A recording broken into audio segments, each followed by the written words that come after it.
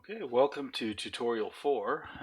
This is what we're calling advanced editing for the Lantern project, and totally optional, but for those who are moving into something or they'd like to create something that's a little more complex, not stick with the very simple sort of images that we can put on the Lantern, this will probably be necessary. So on the screen right now you can see an image that a student wants to put on their lantern, and I'm going to show you what it takes to do this and some of the problems that we're going to encounter right away, because it's a slightly more complex image which might not be obvious at the start. So here we go. I brought the image in, it's in Inkscape, we should know how to do that by now, and I'm going to convert this to that red 1/1000th of an inch line for cutting purposes. So this is what we do. We go back to trace bitmap under path here. We'll trace the bitmap. I'm scanning at a threshold of 0.4, seems pretty good, push OK, and now I have done that. So there it is. And the old one I can get rid of. If I don't know what the old one is, well this one here has a gray sort of outline, but it's also fuzzy. That's the one I don't want, so I will delete that. This is the one I do want. It is sharp, and that was our goal. Next step was to go to fill and stroke, and if you've forgotten where that is, that's up here under object, fill and stroke. Get the menu. We're going to turn off the fill, and turn off the fill, and now we'll turn off the stroke. If you don't know what I'm doing, then you haven't watched the previous video that you need to watch. So we'll turn on the stroke, and there it is, it's red. It's not the right thickness yet, because I'd like to leave it a little thicker so I can see the lines better, but that's it. So this is our image now as it stands. The problem is, if I sent this image, try and get on the screen here, if I sent this image to the laser, it would run around the outside, the laser would, it would cut the outside, and I wouldn't have anything left other than the outline of this motorcycle rider. So it would all be gone in the middle here. This MNR would be gone, all these details would be gone. Now, what you can do is you can recognize that on the lantern, the space around the image is wood, and if we can use our mind's eye to see what's going to happen, I could possibly break some of these outside lines that the laser's going to go around and incorporate or build in some of the pieces that I want to keep. And what I mean by that is, here's one that I've been working on over here. Maybe I'll put them side by side. I'll shrink this one down so it's about the same size. And I'll put them side by side here, if I can. There we go. Zoom, zoom, zoom, and make this a little smaller. There. Oh, there. So there they are side by side. So what have I done? I've gone and broken the line here and allowed the wood, which is going to be on the outside of my image, to penetrate and go in here. So this part here that looks like well, kind of like a moon, which is part of the wheel, that's going to be wood. This is all going to be what the light will come through. And over here, the wood will then continue through here and surround the letters, and the letters will be cut out and the light will come through the letters. And same over here, I broke the wrist of the rider and allowed the wood to come in here, so then it flows. Think of the wood as flowing through and coming all the way up here. This will all be wood now, and this will be bright. And I found a nice way to sort of see what it's going to look like by heading over here to the paint can, and you can fill that, and you can see that's all going to be what the light is going to be coming through on our lantern. Same with this and this and this. So all the gray area is going to be illuminated, and we just have to check to make sure there's enough connection of wood to give us an image that we can see. Okay, so that's what we're going to try and do.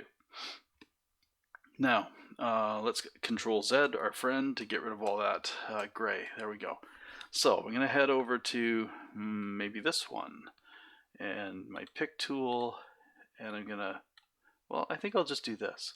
I'm going to go to my layers as we did before, and I'm going to turn off the lantern for the moment, and I'm going to turn off the labels so we don't have to look at them. I'll just put these side by side. and I can use the other one as a guide and show you how I did it. Now, here's where it gets complicated. This is the advanced portion. I'm going to go to this tool here, which is the Edit Path by Nodes, or I can apparently use F2. If I click that and I click the object that I want to edit, I get all these little dots. Those are the nodes that make up all of the curves on the image. And I'm going to use those nodes. Well, I'll show you how they work first. They're called Bezier curves.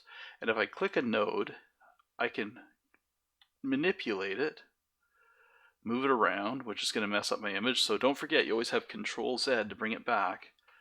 And then this here is a control that allows me to bend things both in length and angle. So I get this kind of effect. So this actually is what makes this challenging. This can get, with a bit of practice it gets easier, but at the beginning, dragging these around can mess you up. But it doesn't matter too much, because say I totally mess up like that, don't forget, Control Z brings you back. And then you can try again. So there's a lot of try agains in this. So if you're not, if you're an easily frustrated person, this might be a bit challenging for you. Okay, so if I look at my other one beside it, the first thing I did was I broke through some of the plywood and let it flow in here. So I'm going to break this over here. So I'm going to zoom in. I'm going to pick 2 nodes. I'll hit escape for a moment, and now I can just see the nodes. And there's one there, and there's one there. And maybe those are the ones. So I'm going to hold shift while I do it. I'm going to hold shift and pick this node, and I'm going to pick that node. And then up here I've got node options. If you hover over them, it'll tell you what they are. And this one here says break path at a selected node. So I'm going to break the path. So the path is broken. It doesn't look like anything's changed. But what it means is I can now pick this little segment of line, which I did by clicking just now, and hit delete on my keyboard, and suddenly the plywood can flow in. And now I'm going to get it to flow all the way through to over here. Now what I don't see is I don't see 2 nodes in the area where I want them. So I go on the line somewhere where I want another node, and I double click, and I just created one. So that one's picked. Hit escape and I can get rid of all the selection there, and I can just see the nodes. I can also grab a node and move it along if I want, as long as it doesn't change things too much. If it changes, I can try stretching it back. So very carefully. Now, that's great. I'll hit escape and just look at the nodes now. Now I'm going to pick this node and hold shift and pick the other node, and then I'm going to break at that location. And now I'm going to pick the line and delete this. Now the plywood could flow through here, but there's nothing restricting it from being here, so I have to put some lines in here. So over here we got some tools. The one you want is the Bezier tool. Draw a Bezier curve. Click that. Hover over the end of the line until it goes to a red box. That means it'll join it. Click there. This one will red box. Click there. Click this red box. Click that red box. And now, if I zoom out, I've done something similar to here. Now it's slightly different, and maybe I don't want it to be as fat as that. So don't forget, you can go back to your Bezier your node editing tool, and you can start dragging this around if you want. And you can rotate, well, you can do whatever you want. But as you go, just keep in mind that it's probably at some point going to go sour on you, and then you just use Control Z to get back out of it. So something like that. And if I wanted to curve, zoom in. If I wanted to curve this line, right now I can't because it's just got 2 nodes and the line goes between them. Well, I guess I could if I use the Bezier command, but I could put another node in the middle, double click, and I could drag that up, that sort of thing, and I could do stuff like that. So, or I can Control Z to undo all that. There. So that's how I could break things open. So that's what I did over here at the wrist. I broke it open right there. And I also broke it open down here, allowing the plywood to flow into the center of this wheel. And then I broke it open here and allowed the plywood to flow in there. It is tricky to wrap your head around some of this as you're editing. Something that looks easy on the surface suddenly gets a little bit difficult, and you don't expect it. You just kind of get yourself in a corner. So you should really try to do this on simple images first, nothing too complex. The last thing is, some of this stuff I don't even want. Like you can see I just got rid of this little island here. It wasn't going to work for me. I didn't want to flow some plywood in there and try and get it to be picked up. So what I did was I just went to my Bezier tool, or sorry, my node tool again up here, and I picked those nodes by just windowing them. And now they're all picked, and then just hit delete on your keyboard and they're gone. So I did that down here. If you look at my wheel, I got rid of this one. Oh, you can also see what I did to this one. I joined some of these together because I thought that I needed to keep a bit more detail here so that it looks like a wheel. So I kind of brought this one and I joined it to that one and I widened it. You can see that right here.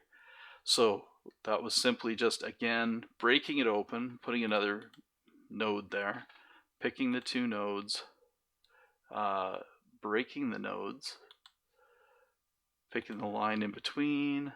Oh, that didn't work. I gotta go Control Z. So I mean, just have some patience. So we got a break there now. I'll break that node. Now I'll pick the line in between. There. That's broken. And then I had to make another edit here. And I went and picked that one. I added a node like I just did by double clicking. I'm going to break them again there. Pick the little node in the middle. And then I joined those. If we go back out, you can see I made a little curve here. So I actually brought this out like this, but I kept adding nodes and bringing it back a little bit, bring it over, and I stuck it around. Or the other way is to draw another Bezier curve that connects them. That's multiple clicks will get you a bit of an arc. Push enter to finish it. It's not connected to the red, so it went with its default fill-in stroke up here, which is black. So maybe I'll try that again. I will make sure that I'm locked on to that, maybe even have to get closer. It may or may not work for me. The other thing to do is to just go and change the line type of this when you're done. There we go, and it's probably not going to work again like that. I could go and change the line type of this because I know that it's 255 and it's 3 thou because I have it a little thicker so I can see it even though it's going to end up being 1 thou. You know, that sort of thing. And then I could use my editing tool to push the nodes around, get them on top of each other. And that can work too. So you do what you can to kind of work it until, and you can see it's starting to look like what I put in over here, but it took a little bit of time, and it will take time for you too. So if you're willing to put in the time, you can get a cool result. If you're not willing to put in the time, you should stick to something simpler like the tree example I started with, where basically I didn't require any editing and it will work. Okay, hopefully that helps. That's nodes and node editing, and there are other tools to explore up here, but basically those are the only tools, the ones I showed you, are the only tools I had to use to edit this image so that it would work. That's it. I think that's all for this video. Hopefully this one works for you.